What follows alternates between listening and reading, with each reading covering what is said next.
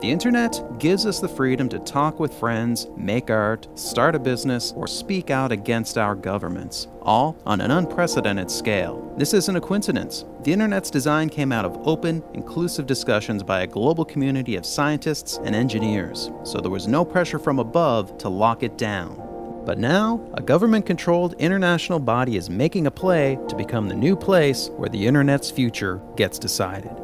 It's called the International Telecommunication Union, or ITU, and in December, the world's governments will meet to decide whether to expand its mandate to making important decisions about the net. The ITU could pose a risk to freedom of expression online everywhere. Here's why.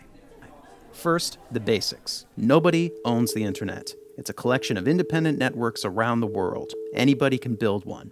The common standards on which the internet was built grew out of open, online discussions, not on the priorities of a particular government or company.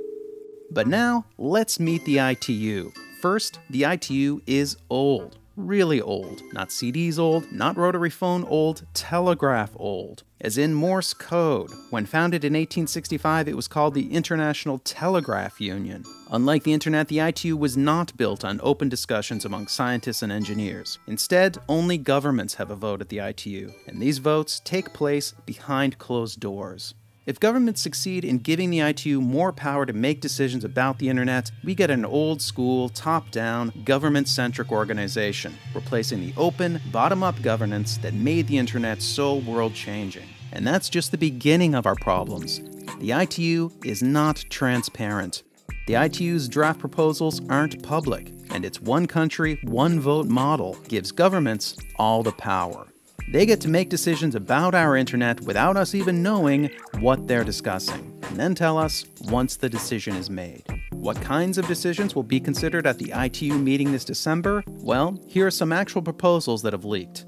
Cutting off internet access for a number of broadly defined reasons, violating international human rights norms.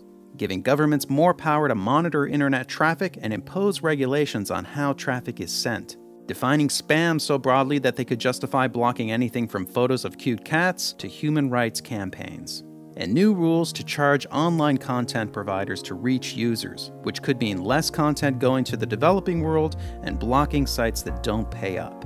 But the really scary part, the countries pushing hardest for ITU control are the same countries that aggressively censor the internet. In Russia, making a YouTube video against the government can get you 2 years in jail. In China, you can't even get to most social media websites. And Iran is trying to build its own national internet and email network to keep the entire population under its control.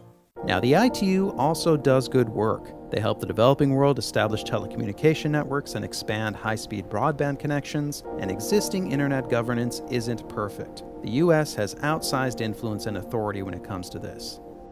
But we need to fix these problems in a way that preserves the openness, pragmatism, and bottom-up governance that made the internet so great. This December, our governments meet to make their final decisions about the internet's future.